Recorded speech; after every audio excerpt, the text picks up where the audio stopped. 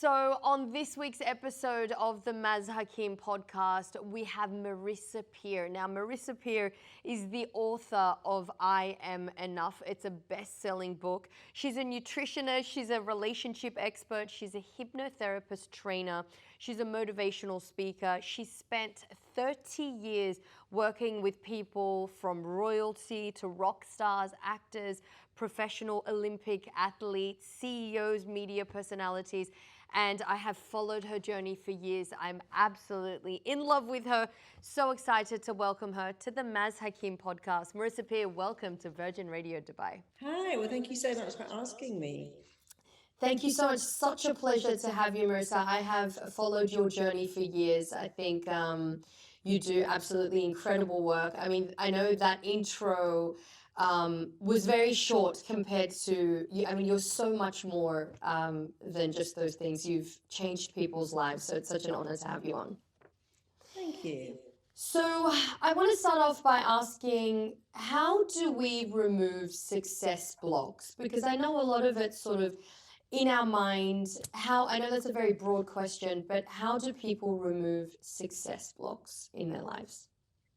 Do you know, we have a fear of failure, but we also have a fear of succeeding. And it's like everything, you have to sort of dissect it. Okay, I've got this fear, like maybe I could say for me, when I became a writer, there was a great fear. What if nobody likes my books? But it's like that great book says, feel the fear and do it anyway. So if you have a block, you have to look at it. What am I scared of? I'm scared nobody will buy my book. I'm scared people will buy my book and say it's rubbish. I'm scared of getting terrible. I'm scared that I won't succeed, or if I do succeed, people won't like me. You may be amazed to know that 70% of lottery winners are utterly bankrupt in 3 years, which is really amazing, except it's not, because if you've never had money and you get money, your life changes and you don't know who your friends are and everything you thought you knew wasn't there. If you came from a broke community, I shouldn't say broke, if you came from a community with very little money and you have a lot, it's so different. If you always pay for stuff, you're showing off. And if you don't, well, what's wrong with you? Don't expect me to pay for a drink, do you? You've just won millions of pounds. So what we love is certainty. Certainty is a human need.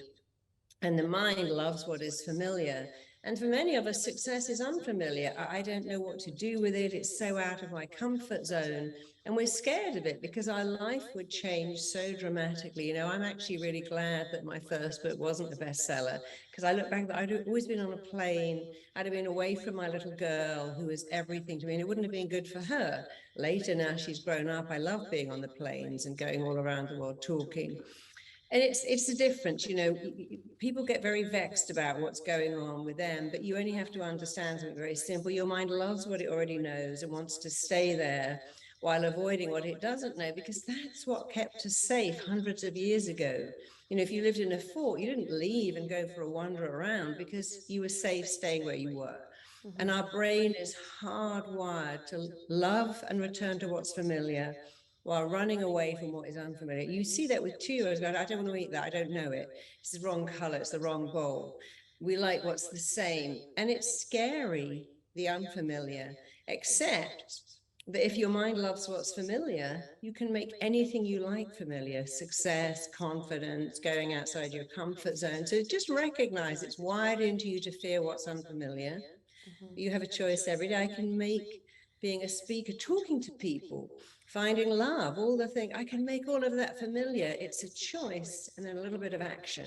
So in terms of success blocks, is there anything that we can do sort of to remove those? Because if we know what's familiar and psychologically we do want to remove these success blocks, but maybe we're unaware of it, what can we do to remove them?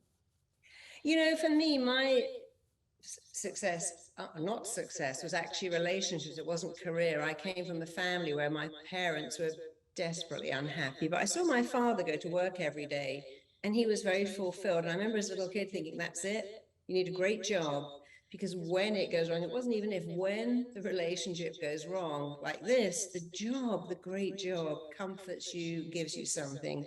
And so I wired myself to believe that relationships were terrible, but a career was amazing. And so all my life, I had amazing careers. I worked for Jane Fonda as an exercise instructor in the 80s, boom, did really well. became a therapist, did really well, became a speaker, and then created RTT. But relationships, that was another story altogether. And of course, my father was a head teacher, so I also saw something else, that he was so invested in other people's kids, but not us. So I always felt very inferior and second best. Great material to be a therapist, by the way, because you have a great level of understanding. And then I had to really look at myself and go, what are you doing? You know, attracting the wrong type of people, going into it with this belief that I'm never going to be enough and everything else is more important than me. And I looked at that and thought, but it's a belief. A belief is just a thought you think a lot that becomes a belief. And so I decided to change it. And honestly, it wasn't hard. I had to keep saying, I deserve love, I'm worthy, I'm going to make finding someone who adores me, and I have to adore him too, obviously, having familiar. I'm going to make this familiar. I looked at what a good relationship was. I decided to make it familiar, and I was married 10 months later, and we just had our 30-year anniversary yesterday, and we're so happy, but it was a choice. Yeah. I am making a pattern. Here's the pattern, find the wrong person. So identify the pattern, understand the pattern, change the pattern. And the same thing with career. If you keep saying, well, I keep, not carrying through. So here's another pattern. I keep self-sabotaging. I procrastinate. I've had an idea, but I've left it and I'm not taking it to market. I don't believe in myself. Yes. Well, you have to identify that and then think, but I can change it. See, every day you have a choice. You have a brilliant brain. Everyone listening to this, you have an amazing brain. And you have a choice, talk yourself into it or talk yourself out of it. Rationalize why it's so bad or change it. The worst thing you can do is go, I can't accept it and I can't change it. My career's going nowhere. I'm just stuck. You have to change it. Or accepting it, for some good stuff about accepting it. And so it's the same for everything. Look at the pattern. What are you doing? I'm scared of being rejected. So is everybody. But you know what? You can write a book that no one likes, but then you write another one.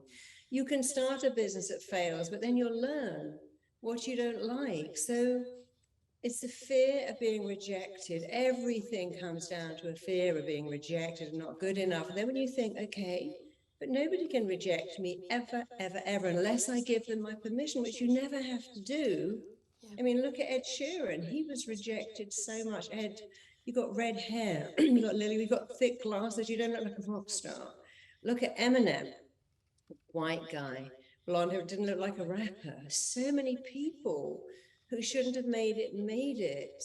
Look at Amy Mullins. I mean, that girl is missing her lower limbs and yet is an amazing athlete and married to Rupert Friend, who is the Carrie's best friend in Homeland. So many people out there who, in theory, shouldn't have made it, but made it because you have to get over the fear of being rejected. You cannot be rejected. You can hear no and not now and not maybe. If you look at Shark Tank, or we call it Dragon's Den, some people who are rejected on that show and say, this is ridiculous.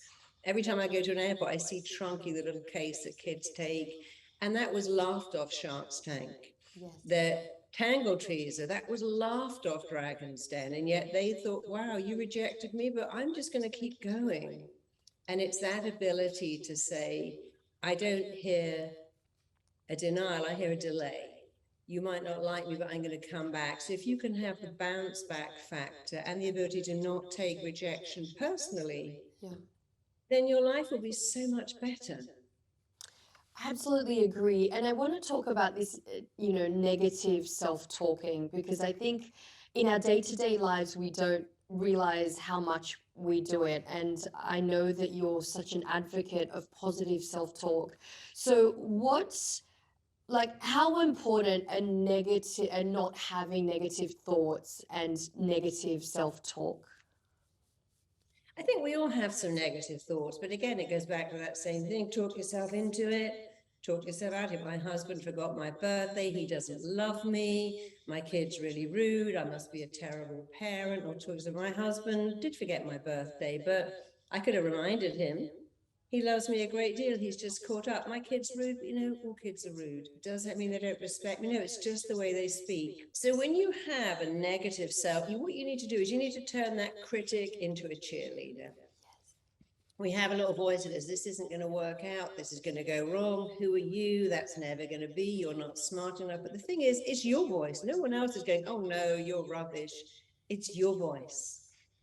And you have the ability to shut that voice down like a radio and turn up a different voice that says, you can do this. And so the way you feel about everything only ever comes down to two things: the words and pictures going on in your head. And that's actually great news, because you can change the words and pictures. I remember years ago when I was first, a magazine wanted to write about all my cassette tapes. That's how long ago it was. I used to do a lot of tapes. Now I do downloads. And I was going to meet this major magazine, and I was singing this little song, You Can Do It. It's from Cinderella, actually, because my daughter at the time, we watched a lot of Disney. You can do it, you can do it, you can really, really do it. And then much later, I had a song by Black Eyed Peas, Let's Get This Started. And that was such a good song for me. Or You Got the Power by Snap. So many songs, because what songs do, if the way you feel is down to the pictures you are making and the words, and you sing a little song, it's a game changer. It's why most athletes walk into the arena to a song. It's why most politicians walk into the arena to a song, because it changes the words and pictures. So if you have negative self-talk, if you're down on yourself, if you are your own worst critic, you've got to change that. Yeah. And when you hear someone saying, oh, that's not going to work out, no, it is. I look awful. I'm amazing. You know, I was in Estonia only a couple of weeks ago, because I created something for children. It's called the Inner Cheerleader, the 5-day challenge. And it's changing that critic to a cheerleader. So we put a big triangle like that on the floor, this huge triangle, and they had to stand at point one and think a really negative thought. And because they were 9-year-old kids, the negative thought was, I don't have friends, no one likes me, I'm not cute, I can't do math. And then they had to run to the next point, which was the feeling, and say, now, what's the feeling you feel when you think the thought? And these 9-year-old kids got it. I feel sad. I feel hopeless. I feel not good enough. I feel angry, lots of feelings. I feel frustrated. Yeah. Then they had to run to the final one, which is a behavior that comes from thinking a thought and feeling the feeling. The behavior was, I burst into tears. I get really defensive. I won't ask for help. And they ran the triangle a couple of times to really wire it in. I think a thought, I feel a feeling, and then I behave in a certain way. And then they reversed it. And the ones who said, I don't have friends, said, I make friends easily. The one who said, I'm not pretty, said, I'm cute. The one who said, I can't, said, I'm great at maths. And then they ran to the point and noticed the feeling was different. I feel good. I feel brave. I feel confident. Now run to the behavior. Wow, I talk to people. I invite people on a play date. I ask the teacher, hey, could you explain this to me? Because I'm smart. And so that's how it works. It's like stacking. You think a thought, then you feel a feeling, then you have an action. And this comes first. Thought always comes. So we're so busy trying to change the action or the feeling, change the thoughts. If your thought is, I'm not good enough to be an entrepreneur, I'm not smart enough to run my own business, what if it doesn't work? What if people laugh at my product? What if no one comes to my store? That's the bit you got to change. But what if they do come? And it's amazing, because your thoughts are yours to change. So everything goes back to a thought. Thoughts come first, then feelings, then behaviors or actions. And you got to change this bit, which is great news, because that's easy. So whatever your block is, I'm not smart enough to be successful. I'm not worthy of success. Who am I to be successful? Well, who are you not? Of course you're smart enough. Smart isn't often about how educated you are. It's about, have you thought of something amazing that you could create and take to market? You know, many geniuses say that all their best ideas come when they're just lying in the garden looking at trees. That's just how it is. Some people who've written amazing books, written great songs, will say, no, from my deepest heartbreak, I wrote this song, I wrote this movie, I wrote this story, and suddenly it became amazing. Yeah. And that's, remember that book, Normal People, that was everywhere last year. Yeah. And often that does happen. And so successful people, it doesn't mean, okay, I'm a genius and therefore I'm successful. It's, I've thought a thought, there's something I could take to market. Who would have thought you could be a millionaire from designing eyebrows or doing makeup tutorials or doing something on TikTok? But the world is amazing now, and it's not about how much are you educated, do you come from money, and do you look good. It's about, have you got an idea? And could you take that to market? You probably could. And there's lots of people in front of you doing exactly what you can do. You know, during the pandemic, obviously we all went through a bit of an emotional turmoil, some more than others. And I remember watching one of your videos, and along all my mirrors, on all my mirrors in my house, I wrote, "I am enough" with lipstick. And that just stayed on my mirrors. And then I had guests coming over, and I feel like I had to justify every time that, oh no, I sort of do think I'm enough, but this is just a reassurance. I don't know. Well, I created the I'm Enough movement because that's the common denominator of all our issues. If you're fearing success, fearing your life changing, fearing taking a risk, then you have to go back and it's all about not feeling enough. I don't feel good enough, worthy enough, smart enough, interesting enough, talented enough. But it's a feeling you are enough. And I'm all about very simple things, but the fact that they're simple doesn't mean they aren't profoundly life-changing. And you might notice I have all these bracelets that say I'm enough. I wear them all the time. I have it written all over my house because I'm enough can change your entire life. You need to state it and affirm it, write it on your fridge, write it everywhere, wear a bracelet, stamp it on your underwear. One of my clients said, I put it on my kids' pillows. They see that every morning and every night. It's all over their mirrors. And I've had many schools who say, this has been extraordinary. We joined the I'm Enough, and we have kids say it, state it, make a little plaque for their desk. And what's so interesting is they're academically better, emotionally, but bullying has almost ceased to exist in this school because bullies don't feel enough. And it's not enough to work with a kid who is bullied. You have to work. Nobody wakes up and goes, wow, my life's great. Who can I diminish today? I'm so happy. I think I'll go and troll somebody.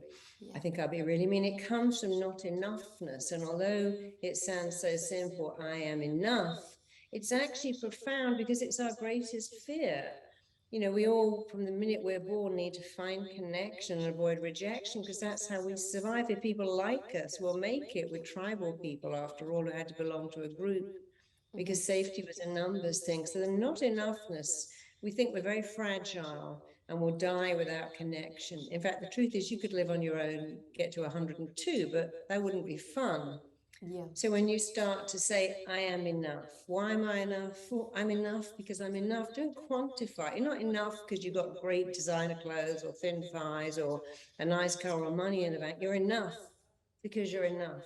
Yeah. And you have always been enough and you always will be enough. And the beauty of stating, affirming, embodying I'm enough is that when you do it to yourself every day, as you clean your teeth, just go, I'm enough, comb my hair, I'm enough. Get into routine when you're making your coffee, maybe stick a little sticker on the kettle to remind, that's when I go, I'm enough, I'm enough. Link it to something you do every day. And then what will happen is because you believe it and it will radiate out from you, other people will believe it too. And the sooner you know that you're enough, the sooner the whole world, or almost the whole world, will join you in knowing you're enough, because you have to believe you're enough. If you can't believe in yourself, then how can someone else? But when you start it, other people pick it up and it becomes the most extraordinary thing. I mean, I've got boxes of people say, wow, that I'm enough. That one sentence repeated changed my entire life, and it can change yours too. Just say it, state it, embody it, affirm it every day, and make it your reality, because our words shape our reality. If you don't like your reality, one of the quickest ways to change it is change your language, change your thoughts, which changes your feelings and your actions. And it's really easy and really fast. So I guess in Dubai, it's not the easiest place in the world to meet somebody. The men are always complaining that they can't meet a partner. Women, the same thing. And although there's an abundance of men and women, but everybody's quite busy. What are some of your tips, I guess, for meeting a life partner? Because I think it has a lot to do with energy and not, like you said, not just the action. It's probably a thought and. Well, half the world is the opposite sex, even though you may be looking for a same-sex relationship. We all want the same thing. You know, if people go to a psychic, they always say the same thing. Am I going to find someone? Am I in the right career? That we all have the same questions. Will I find love? Will I be happy? Am I going to be okay? Because we're all looking for certainty. So everyone is looking for love. And so the first thing is to decide that you're worthy of love. You know, looking for love with this belief that, oh, I'm not smart enough, I'm not cute enough, I don't have quite enough to offer. I feel a bit like a bargain basement, second rate. If you are going out looking for love with a belief that you're not actually worthy, or, well, I just need to look a bit better, lose a few pounds, wear nicer clothes, and you don't believe you're worth it. So the first step is the easy step. Because mindset, 80% of you finding love will be down to your mindset. So take some time and just say, I'm worthy of love, I'm deserving, I am deeply, deeply lovable. Not because of what I did or said or bought or own or weighed. I am lovable because I'm lovable. It's like I'm enough, not because I did, own, bought, created, because I am. And once you've got to that step where you're wiring in and firing and encoding in the fact that you are lovable, then go to step two, which is what do you want? Who do you want? They're all around you. And then the third step is go out and find it. But maybe the wrong thing is I'm going to a bar, because everyone's going to a bar. Or the Friday afternoon. In Dubai, I went to many of those, the Friday afternoon brunch that goes on and on. They're now on Right. Saturdays.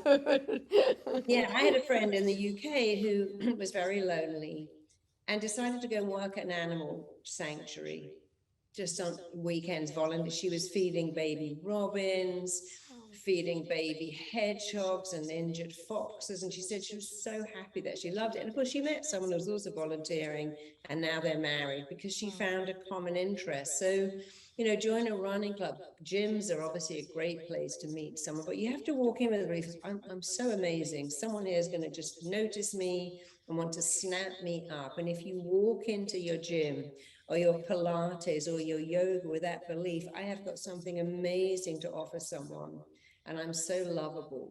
And what I want wants me, and what I am moving towards is moving towards me. Once you have that belief, you'll find love in an elevator, in a store, anywhere, because you kind of radiate. People say, you know, it's so annoying. I was alone for 3 years, founded someone, and that same month I got hit on by 3 other people. What's that all about? That didn't happen for 3 years. Well, because you're giving off an energy. I'm loved, I'm attractive. You know, the day I got engaged, I was going to Spain to work. I was putting my luggage through security, and this guy ran up to me and said, oh, hey, I think you dropped something. And he was hitting on me, but very nicely. And I thought, isn't that funny? No one's ever done that before. So I thought, because I've just got engaged and I'm feeling so desirable, so loved, so wanted, I feel so loved up, if you like. He's obviously tuned into that. I thought, oh, I need to know that person. Actually, the same thing happened when I found out I was pregnant. I was walking through an airport, and that was the only 2 times. And this guy came up to me. I was sitting with my bag and started to talk to me. And the funniest thing is, I just had my pregnancy test in my head. I was just reading it. Good. I quickly put it away. Because you give off an energy when you feel lovable. Yeah. But you don't have to be in a relationship to get that. You have to give it to yourself. You have to start saying, I'm lovable, I'm lovable. So in a place like Dubai, it's a busy with lots going on, but there are people everywhere. So think outside the box. Who do you want to be with? Where can you find them? Where would they be? You know, go to classes, go to night school or day school, go to gyms, go to a park, walk someone's dog. Do something different to what you're normally doing. If you're always doing yoga and there's no opposite sex in yoga, go to the weight room instead. If you're a girl and you want to find love, go to golf, go to poker schools. Loads of guys there and not many women, but many women say, I want to find love. And I'm going to Pilates. Any men there? No, all women. I go to a book club. Any men then? All women. And men will say, yeah, men should go into the yoga room. You should do the opposite. Go to yoga, go to Pilates, go.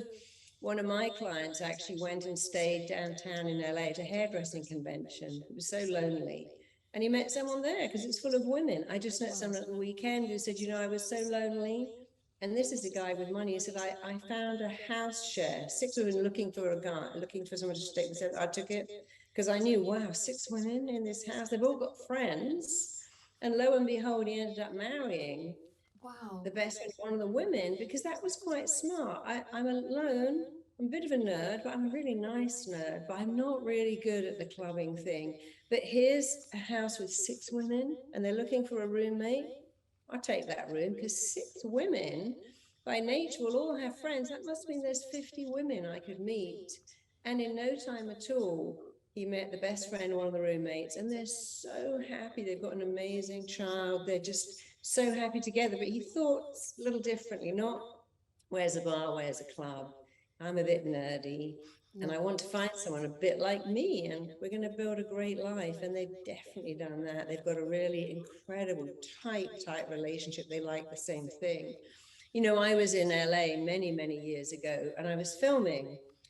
And there was a group of very old men, probably in their 90s, and they were at a buffet. And I noticed one of them couldn't really carry the tray. So I said, oh, let me help you. And I went up and I carried his tray back to his table. I got someone else. And they said, oh, sit down and talk to us. I was sitting with this group of 90-year-old men. They were so interesting. And then they went, oh, our banker's coming. And in walked this really amazing guy and sat down. I ended up living with him for 3 years. We had great, but you know, who would have, because these 90-year-old, I mean, I wasn't thinking, oh, these old men, I wanted to help these elderly fun men having their Friday brunch in LA who weren't very mobile. And then ended up having a great time, and lo and behold, their banker turned up and he and I just connected. And it was a really lovely relationship for a long time, but the commuting ended up, I just couldn't keep doing that. Plus I had a child. She didn't want to move to LA and he didn't want to move to London, but that didn't matter. I wasn't planning that, but it's an unexpected thing. You know, I've gone to see my elderly neighbor, I'm popping in, and all of a sudden I've met their son or their grandson. There's so many ways to meet people outside of the club, but also use dating sites. I know in London we have a great one called Muddy Matches, where you're matched with someone. My friend got married from that. She said, I'm sick of London. Oh, the idea of a farm and a farmer. And she's blissfully happy. She's got chickens and goats, and she hadn't worn high heels for 5 years, but she loves it. But we have, you know, Silver Surfers for older people. There's so many ways. And I think the stigma of dating apps has completely disappeared with Raya, where rich and famous people are on apps. You think, oh, they're looking for love. And if you ever think, why can't I find love? Even if you don't want to go, just go on an app and look at the people and think, wow, all these people are looking for love as well. Because then it takes away the stigma. And look at these people, smart, beautiful. They're all wanting love. Some of them might want hookups. But you have to be single-minded. What you want does want you. And what you are moving towards will move towards you. Once you decide you're worth it, get an idea of what it looks like. That's a big mistake. People don't really look at what it is and they pick the wrong person. So decide you're worth it. Really take a little while to look at what you want. What kind of person, what do they like? What are their values? And then go out and find it. You know, you can't sit on the couch manifesting because you're only ever going to meet the delivery person. You've got to go outside of your comfort zone and maybe away from the conventional bars and clubs and nightclubs, although many people do meet there. But if you do the first one, I'm worthy of love, you don't even have to find it. It will find you, because there are people everywhere looking for what we want. There's that famous Rumi quote, what you seek is seeking you. Absolutely, that's so true. Yeah, absolutely. You know, people meet on airlines, they meet in the street, they meet everywhere. Love is all around you, and you just got to let it in. It's not a foreign country, it's there, and you can have it and you can keep it for the rest. I mean, my daughter just got married and she met her husband. They were at school together, but they weren't together. And then she just bumped into him somewhere. They knew each other. They went on some event together, and then that was it. They just realized, and they're so happy. But they didn't know at school. At the wedding speech, I said, you know, I never would have complained about her school fees if I'd known that her husband was in her class and was such a guy. It was worth every penny. But she didn't know she was going to be with him, and he didn't know. And, you know, common interest is a great thing. You know, finding with common interest always helps, but you can have nothing in common and still be the right person. But, you know, don't sit at home and read a book. Go and sit in a coffee bar. Don't spend Sunday reading the papers. Go out and be somewhere active and busy and make eye contact and say hello to people. One of my friends actually met her husband on a plane. Wow. She was walking down the aisle. There were two guys sitting. She sat in the middle. She said, "Oh, I really felt they didn't like it because I'd got in the middle of their conversation. I had a middle seat. By the end of that flight, that guy took her number. She said, I didn't even really like him that much, but we got, and then now they've been married for years and they've got 3 kids and they're really happy. You just never know who you'll meet or where you'll meet them. But if you have an open mind and you're able to smile and be interested and be nice and believe you're worth it, you'll always find someone because there are people everywhere. I was single for 2 years and I'm in a relationship now. And as soon as you get in a relationship, it's exactly that. When you go to the mall, you go out, it's just like people are coming out of the woodworks.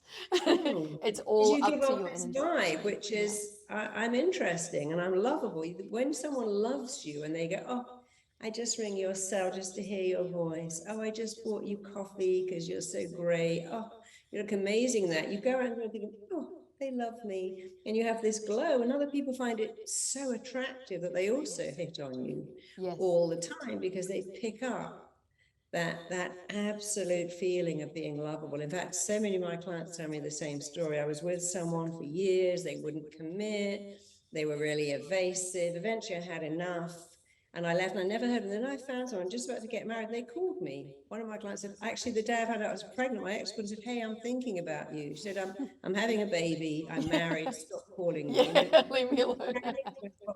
Apart from that, you never asked me over our 7 years. You never once asked me to marry you. How bizarre is that? Now I'm already with someone. You want to be with me. But they pick it up. You see, they pick up that energy. Yeah. They pick it up that we have a universal brain. And when you're sitting up thinking, nobody wants me, people pick that up. When you think, I am amazing and lovable and worth it. You know, who's the girl who wrote Girls? Lena Durham. Yes. Love her. Love And her she was too, on a yeah. show, and that guy said, I mean, Lena isn't skinny. He said something about having fat legs and shorts. She said, I'm going to wear shorts for the rest of my life. You better get used to these legs because I'm not hiding them. And I love that, the ability to say, you can't diminish me. I'm not going to let that in. And I was on a flight once with Pierce Brosnan and his wife, Keely. And, you know, she was saying, do you want cake? He said, no, but Keely loves cake. Give her cake. And I thought, I love that. He just loves her. Yes. She isn't skinny, but he loves her. And many people have partners who are not textbook beautiful. They're not 10s. They're not even 7s. They might be 4s, but they love them. Yeah. Because that's what love is. You love someone. Not because they're not perfect, because your imperfections make you real. You know, I have so many clients who are models, supermodels, they're always alone because people just can't relate to them. So you're you and you're great. You've got a personality, you've got a heart, you're interesting. Believe that you are worth love, that someone is going to love you, that you are somebody's fantasy dream come true. You really are. So let's talk about fertility. So I actually have a few friends of mine who are married. They're trying to get pregnant at the moment, and the doctors are saying there's nothing wrong with them. But you're also a fertility expert. So for all the women, I guess, trying to get pregnant, what do you advise to women who, I guess, are not in sync with all of that? Well, you know, Unexplained Infertility in itself is such a fascinating title. Unexplained, what does that mean? It means your eggs are great, your ovaries are great, your fallopian tubes are clear, your womb is great, your partner's already got crack, military grade sperm, and yet somehow you're not getting pregnant. And the mind can create many blocks. You know, again, it's our fears. When we have a fear, what if I lose the baby? What if I'm a terrible mother? What if the baby has something? What if? And often we go back to, oh, you know, my mum preferred my sister, my dad preferred my brother. I have many clients who come in, and whenever I regress them back or go back to why they can't get pregnant, they always go back to pretty much the same thing. There's probably about 5 or 6 reasons that you get blocked. One is, I had a termination and I feel so guilty. I don't deserve it. I had a miscarriage. I feel so guilty. The second is I'm really scared of birth. I'm not in control here, or I've worked so hard to get so far in my business, or look the way I look, and the baby's going to ruin it. And then the next one is, what if it ruins my relationship? Me and my person, we do stuff, and suddenly there's a baby. And many people have that fear. What if I don't love the baby? What if my partner loves the baby more than me? What if I'm left on my own? They're all fears. Yeah. And you have to take a minute. I have a great book called Trying to Get Pregnant and Succeeding. I really recommend you read that because it has audios that help you conceive naturally, conceive with IVF, have a perfect pregnancy, and indeed have a perfect birth. But it's all fears. When people get pregnant, they're like, oh, what if I have a miscarriage? What if there's something wrong with the baby? It's never that, oh, I've got pregnant. There's a lot of worry about what if, and many people won't even buy stuff for the baby in case they lose it. So you've got to get into the mindset of, I'm making a perfect baby. My body was put on this planet to recreate. Women are born with all their eggs there. You are born to recreate yourself. Your body knows exactly how to make a baby. It knows how to carry, even knows how to deliver without any help from you whatsoever. People in a coma, by the way, get pregnant and will deliver a baby. So you got to get past all the thinking and just remember that you are designed to have a baby. Your body knows what to do. Believe you're making a baby. One of the best things to do is see your baby, talk to your baby. When I was told I could never get pregnant, ever. And even if I could, I would never be able to carry a baby to full term. And even if I could, then the baby would have everything wrong with it. So I was told 3 bad things. You can't get pregnant, can't carry a baby to full term. And even if you could, it wouldn't be healthy. And when I had my perfect baby, that's when I wrote my book, because I realized there were all these blocks. So one of the things that really helped me was to talk to my baby. I was told many times, oh, you're losing the baby, he's not developing. She was born perfectly normal. So talk to the baby that you haven't yet conceived, see it, connect to it, imagine your life together, the swimming pool, the Christmas, Easter, just all the stuff in your house, the paddling pool in the garden, whatever you like. Imagine your baby and tell it no baby will be loved more than you, that you want this baby. You're going to be a great mom, not a perfect mom, but a great mom. So imagine connecting to your baby. And then when you are pregnant, imagine the baby growing perfectly. Keep talking to it. Imagine the birth being amazing, because after all, we're pushing out a human. It's going to be one of the best days of your entire life. And every time you feel the fear, switch it. I'm becoming a great mom. I'm expecting a baby. And there's some great songs you can sing, Be My Baby, Baby Come to Me, When a Child is Born, doesn't matter what it is. Sing a song, because again, singing takes you out of that negative state. And many of my clients, I was doing IVF, had to inject myself in the stomach. And I kept singing that song by the Ronettes, Be My Baby, won't you be my baby? I'll make you so proud of me. And then when I was having the egg collection, I kept singing the song. And I was just so connected to that baby. I could see it, feel it, sense it. Use your imagination. Feel your baby nursing. Imagine holding your baby. Smell it, taste it, see it. Feel yourself pregnant and loving where in maternity. Imagine in the shower, you've got these massive, amazing breasts and this lovely pregnant tummy, and you're covering yourself in oil, and your partner is kissing the baby. And imagine bringing the baby home to a house full of balloons and cards, and maybe playing that song from Stevie Wonder, Isn't She Lovely, as you walk in the room, or whatever you like. Yeah. But when you're doing these things, the song, the image, one of my clients said, I bought a pair of baby socks and I put it on my phone cover. I had a little shoe around the phone, and every time I got the phone out, I'd see the shoe. My baby's going to be wearing that shoe soon. There's so many things you can do. Buy a little baby hat, put it at the end of your bed, look at it. Buy a little baby lotion every time you open your cabinet to get out your creams. Go, oh, there's the baby cream. I'm going to be putting that on my baby in 9 months, because you're taking yourself into a state of expectancy. I'm expecting the baby. I've got the hat, I got the lotion, I got the shoe. Just buy something little, doesn't matter what it is. In fact, I was with a friend years ago, now her son is 20, and I said, come with me. We were in Portobello. I said, buy something for that baby now. And she bought a little pair of shoes. I said, I want you to imagine every day that baby wearing those shoes. And she was told she was in menopause early. She was pregnant 2 months later. And actually, I was just at her wedding, and her son, who's now going to give an amazing speech. But it's the sense of, I'm expecting which is opposite to, oh, I'm trying to get pregnant, but I can't fall pregnant. Nothing is happening. My body is saying, no, get into that state.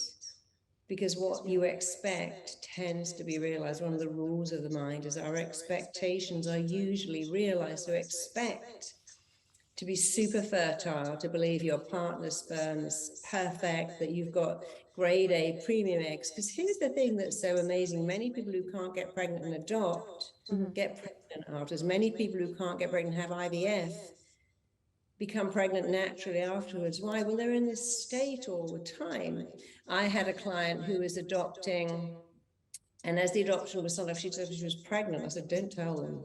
And she said, I didn't dare tell them because they said this baby had to be just with me. And then I got the baby, it was all signed off. And then 6 months later, I had another baby, but it was amazing. I loved having the two together because while she was going through the, she was buying all the stuff for her baby, planning everything for her baby. When you've had a baby through IVF, suddenly your life is about, I need my baby's special food and I need to get the special detergent. Yes. And you're constantly doing things for the baby that you haven't yet got or you have got. And so you get into that state of expectancy. I knew someone who adopted three. She actually, let me get this story right, start again. I met someone who couldn't get pregnant. She tried so hard. They said she was too old to adopt, and so she offered to foster. And one day she got a call saying, we've got these three children taken into care, three siblings. Their life had been horrific. And so she had three children under 5, all incontinent, all very needy. And she was only fostering them because she wasn't allowed to adopt because she was too old. But while she was busy running around making lunches and doing their laundry, making their bed, she got pregnant. She had her own baby, but she was allowed to keep those three as well because she was so amazing. And then suddenly she had 4 children. But while her doctor said, it's because you're relaxed. She went, are you kidding me? I got 3 kids, all doubly incontinent. I certainly wasn't relaxed. That's not why I got pregnant. I got pregnant because I was being a mum. And in being a mum, I became a mum. And that's why the Maasai won't let you carry someone's baby for a whole day if you're having problems conceiving. I know that Iman held Christy Brinkley's baby for the whole day, carry it around. And because then your brain gets and says, oh, I've got my baby. And all of a sudden the mind kicks in and makes the baby.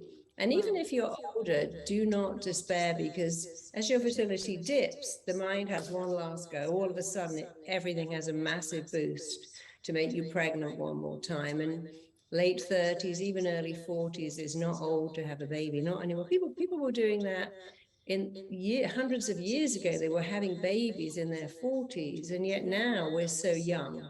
So don't allow yourself to believe I'm too old, I'm not healthy, I feel guilty, I've got all these worries. You're designed to have a baby. It's the best thing in the world. Having a baby is just amazing. So allow yourself to have that joy because there's nothing like it. What's the name of your book again? That It's women called can. Trying to Get Pregnant and Succeeding. Right. And so many people have got pregnant just from reading that. I mean, the reviews on Amazon will say, I read this and I got pregnant. Somebody wrote to me and said, I read that book, having IVF, and I had twins. Yes. Wow, that's incredible. Does the In fact, I same? came to Dubai many years ago and gave some talks about that. And one of the women in my talk got pregnant with triplets and sent me pictures of them. And I loved that. I did 2 talks in Dubai. Must have been in about 2018 or no, 16.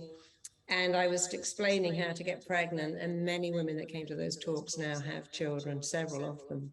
My gosh, that's so beautiful. I'll make sure I pass that on to some of my friends. Does the same apply with money, for example? Like everybody wants the same thing. You know, we learn half of what we learn about money before we're even 5. Yeah. So, you know, my thing now is I have my own brand of therapy called RTT, Rapid Transformational Therapy. And we've trained 15,000, many of them are in Dubai. We've been in Gulf News and Emirati Women and other radio stations talking about RTT, Rapid Transformational Therapy. And one of the things we do a lot is money blocks. People come in with all these money blocks. I can't find money. I can't keep money. I can't make enough money. Many of the therapists we train have these blocks. Well, it's being a therapist is such a good thing. I shouldn't charge for it. I should be giving, and people shouldn't have to pay. It's not fair if someone can't get pregnant. They've got to pay me to get pregnant. That isn't right. And you have to get rid of all of those blocks. Yeah.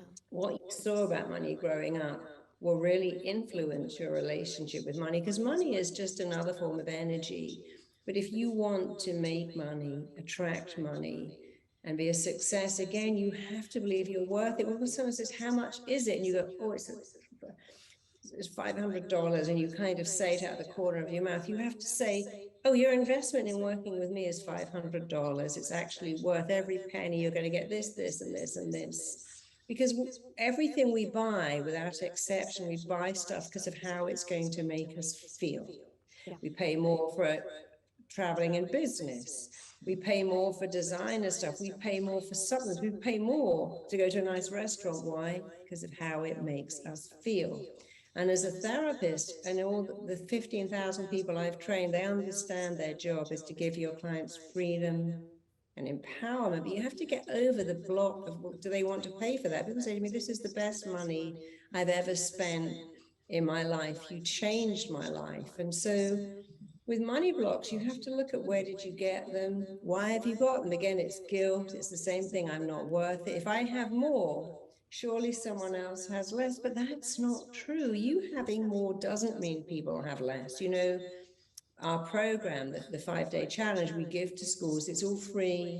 We don't charge for any of that, including we make the cheerleaders for the schools. We make these mascots. But I couldn't do all of that free work if I wasn't getting very well paid for my paid work. And a lot of people have this thing about, well, I got to be a spiritual person, and it's wrong to be greedy. And yet I've met many people who have so much money that they didn't know what to do with it. They ended up doing something good. I met someone recently who's so wealthy, he's decided to rewild the whole estate where he lives for no other reason than he can. So he's planting hedgerows, attracting butterflies and birds and bees and endangered things. I know people who said, I've, like Oprah Winfrey, she has schools for children in Kenya. Madonna has schools in Malawi. When you have that much money, you often think, well, might as well do something good now, because what else am I going to spend it on? So we have this belief, I'm a spiritual person, and spiritual people shouldn't pursue money, and it's immoral, it's unethical, it's greedy. But if you are going to do anything good with that money, you're going to do anything good. If you're going to employ people, put some children through school. One of my students said, I never knew when I trained with you that both my kids would go into private school, because this is such an amazing business. It's a business where I earn my own money, working my own hours, where I make people feel good. And I'm getting more and more clients, and I've got 2 children in private school. That wasn't even a dream a couple of years ago. But a lot of the money blocks is that good people shouldn't be interested in wealth. Good people shouldn't pursue money. Why not? If you can do great things with your money, even the fact that you're employing other people, then that's a great thing. And I was reading Sheryl Sandberg's book, and she was talking about when she was negotiating her salary with Facebook. And she said women always accept the first offer. When we're so hesitant. I find that even with myself. I just sort of, I'm so grateful for any opportunity that I'm just like, okay, yes. Do you find with women? 80% of women have imposter syndrome, but only 40% or less of men. And I had that too. When I first got a job on television as a therapist on this amazing show, I asked a friend of mine who worked in TV, they said, because they say, how much do you want? You're like, oh, I better not ask for too much. If I ask for too much, I think, well, that's too much. We'll go with someone else. And she told me something I never forgot. She said, look, if they want you and they've asked for you and they've asked you how much you want, tell them how much you want. Do not start low. If it's too much, they'll negotiate you down. They go, oh, no, that's too much. But if you start low, you can't negotiate up. So ask for what you want, because the people you're asking will either say, okay, or they'll say, well, actually, that's a bit out of it. I gave a talk for Chanel, a woman who said, oh, your budget is too high. For Chanel? I'm like, wow. And they said, can you reduce it? I'm like, I don't go into Chanel and say, can you reduce that bag? I would never say, can you reduce that T-shirt? I can't afford it. So I was really interested that Chanel and several other cosmetic companies who asked me to speak would look at my fee and go, that's out of our budget. And so I said, oh, okay. And they said, but, because I didn't go, oh, I'll reduce it. I went, well, that's my fee. They went, well, I tell you what, how about if we give you a voucher to spend? I said, that's great. So I got my Chanel watch and another Oh, love Chanel, it. because they didn't pay my fee, but they paid what they had planned and they gave me the rest in products. That was a win-win for me. And so often when people say, oh, you know, that's a bit too much. I mean, I will reduce it. I'm happy to reduce it, but often I don't. And they go, but what we could do is we could give you this tour. You could stay here. You can bring your daughter. I was speaking at this amazing place last year. And they said, well, this is our budget, but you can bring your daughter and her husband. They can have a honeymoon. It was the most amazing place. And Wow. my husband, we had the best time, all four of us. It was so lovely. It was an amazing bonding time together in this beautiful, luxurious place. So it's very easy to go, oh, it's too much. I shouldn't ask for that. It's that, again, I'm not worthy. And you have to always go back and say, no, I am worthy. And women are very bad, but men too, they get very worried about the business of being rejected. Yeah. But then after a while, it becomes easy to say, this is my fee, or this is I don't talk about money, I talk about the investment. And of course we have people that train with us, and we have some people who say, you know, I can't afford it. We're just about to start doing scholarships. We really want to train, particularly Black guys, Black men. Yeah. They are so underrepresented in the therapy world, and yet they're so needed. So we're really excited about now beginning to offer scholarships to certain people that would be amazing therapists and are so needed. But don't be scared of asking for what you want. And also don't be scared when you want something about negotiating down. I really want this, but I can't afford it. What's the best deal you can give me? If you can't reduce the price, like I'm buying a phone, but what can you give me a guarantee? Can you give me some accessories? Never be scared of negotiating down, but also never be scared of negotiating up. Once you have that you're worth it mentality, you'll be okay. I love that. And what about with food, relationships with food? I mean, you speak to a lot of people about how to have a better relationship with food. And Yeah. does this also come down to, you know, not feeling enough? Because I know I have a sugar addiction. I literally, you know, I think a lot of people do, I had but one of those for years. yes.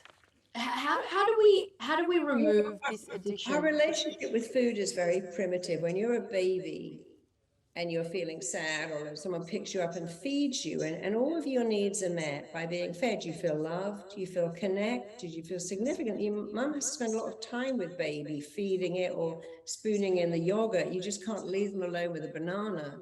Yes. So you feel connected, significant, worthy, all of these feelings when you're fed. And you're fed a very interesting thing, milk, mother's milk. It's half fat, half sugar.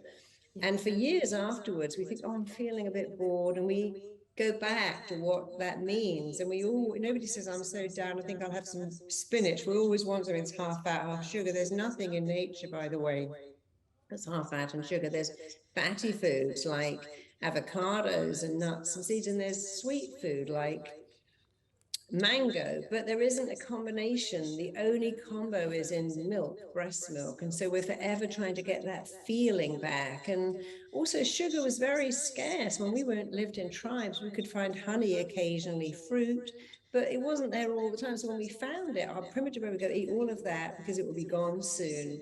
And of course, sugar never poisoned you. You never get poisoned from eating some mangoes or some honey. Bitter foods are more likely to be poisonous, even berries. So the fructose was very good. You found some honey, you ate masses of it, you found some mangoes, you knocked yourself out on those. It kept you going for a long time and it never made you sick. And all these years later, our brain still has that belief, oh, that sugar is rare. You might not find it again for months. Eat lots of it. It will keep you going. And so we are hardwired to find sugar, to remember where it is, to go back for more. We're also hardwired to be scared of hunger because hunger killed you more than war, more than anything. The thing that killed us was not war and disease, it was famine. Even just a few hundred years ago, that was still going on. So our brain is really scared of hunger and makes us feel panicky. When we're panicky, we will eat anything, jelly beans, taco chips, chocolate bars. When we're stressed, the first thing we give up are our healthy eating habits. And so I created a program called Dietless Life because I've been in the industry since I worked for Jane Fonda in the late 80s, and I realized that the whole dieting industry is based on abuse. Punish those pounds, go on a strict diet, a starvation diet, do a punishing workout. And the whole industry is based on hating your body and being dissatisfied and trying to force it to change. And the only way you can ever have a body you love is to love the body you have so much. You wouldn't dream of eating Krispy Kreme donuts or Pop-Tarts for breakfast. So I began this movement called Dietless Life, and it was all about love your body, come at it with respect. The way you wouldn't have a newborn baby and give it a donut for breakfast, I hope you wouldn't, or give it a can of Coke. You think, oh, its body is so pure and I want it to be healthy.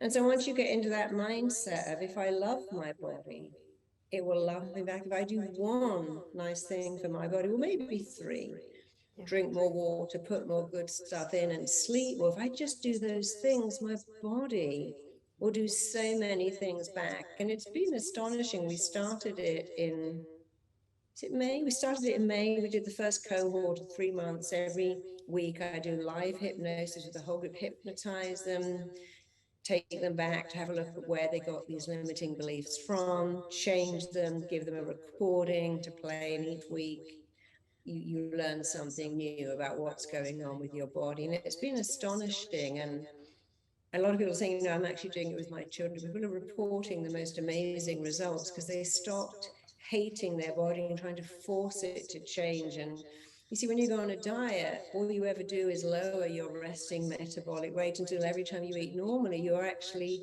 gaining weight. And then when you're overweight, your resting metabolic rate drops again. So dieting really messes you up. And you shouldn't diet, you should eat great food. And now we know all about microbiome, and that microbiome affects your ability to lose weight. It affects how you store fat. And so a lot of things you need to do is, when you're looking at food, instead of thinking, oh, I want that, ask yourself a question. It isn't what you want. It isn't what your mind wants. It's what your body wants. And even more, what does your microbiome want? It wants lots and lots of vegetables. Every time I eat, I was out for my wedding anniversary, and I always think, what does my microbiome want? Which isn't what I want. I go, oh, I want cake.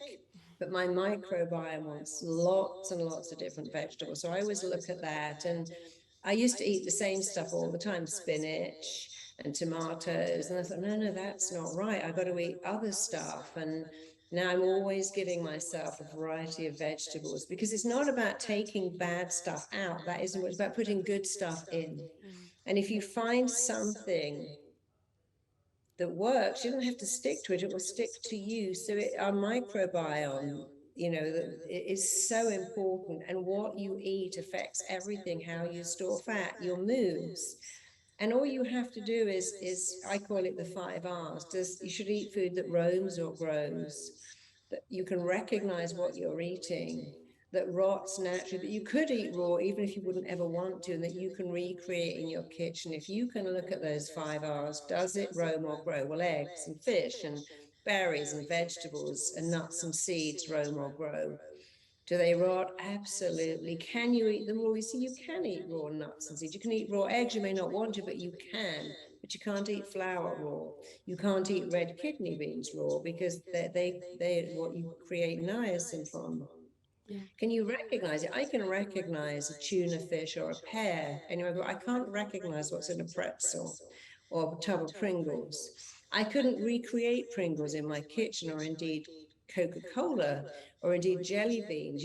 Or margarine, you need a science lab to make that stuff. So if you just remember the 5 R's, it really helps you, and you can have anything that way. And the other thing about dieting is all about insulin. And when you've got insulin, your insulin levels are high, it's impossible to lose weight. And every time you eat carbs, which turn to sugar, your insulin levels go up. And it's not about, being one of these super virtuous people. Like, for instance, if you have oats for breakfast and your thing is oats, milk, bananas, honey, have the oats, but take off the bananas, put in some nuts and seeds. When I have oats, I put in pumpkin seeds and chia seeds and hemp seeds bit of almond milk, even a tiny bit of salt.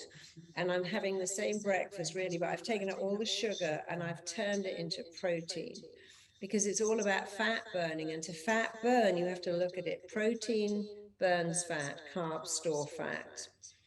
But that doesn't mean you can never have carbs. If you're used to having toast with jam on it, put peanut butter on it.